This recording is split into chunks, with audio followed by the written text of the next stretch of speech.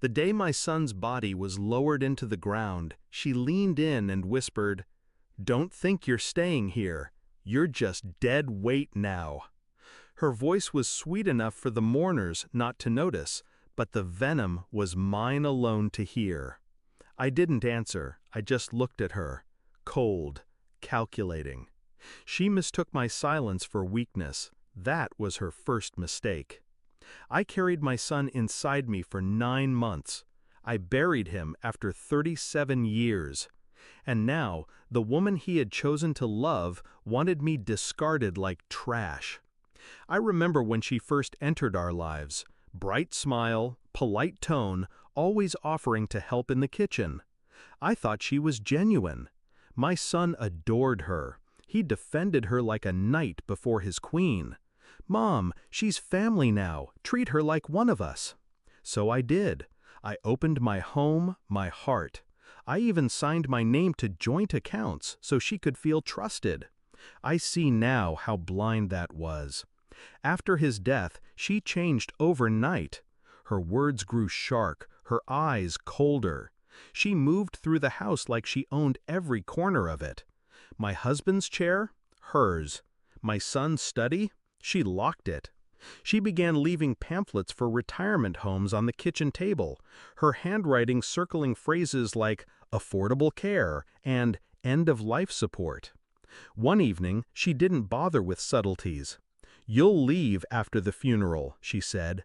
"I want the house to myself. You can figure the rest out." I simply nodded. I let her believe she'd won. The day of the will reading came. She arrived in designer black, chin lifted high, grief disguised as arrogance. I sat quietly, my hands folded, letting her have her little performance. When the lawyer read the first part, her smirk widened. My son had left the house in her name. Some accounts too.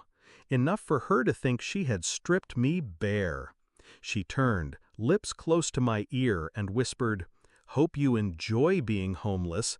I made sure you get nothing."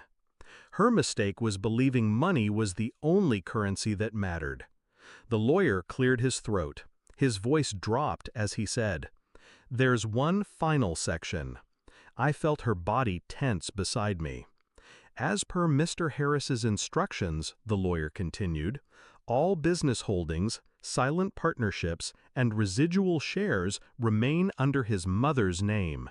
Net worth at the time of death, $48.6 million. Silence. I watched her smirk collapse, her skin drain pale. She blinked rapidly, her breath hitching.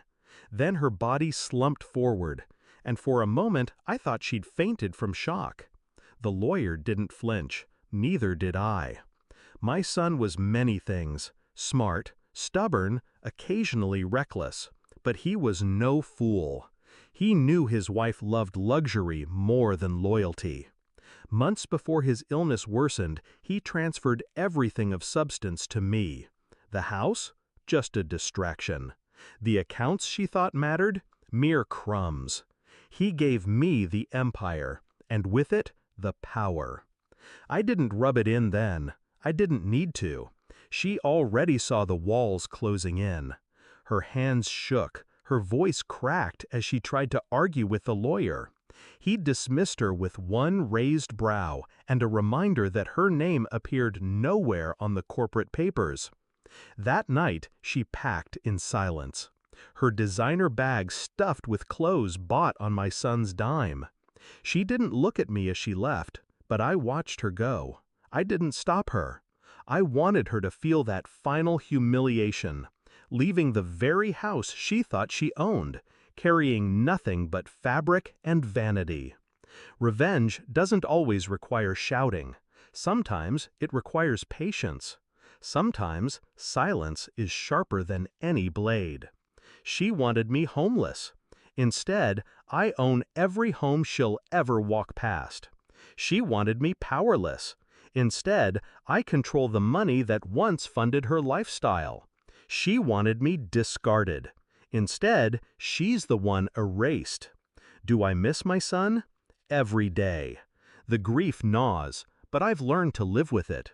What I don't carry is regret. He trusted me to protect what mattered, and I did. As for her, I imagine she tells people she left by choice, that she was too good for us. But I know, and she knows, the truth. She tried to bury me with my son. Instead, she buried herself. Power isn't inherited, it's revealed. And in the end, hers was an illusion. Mine was real, and that's why she fell.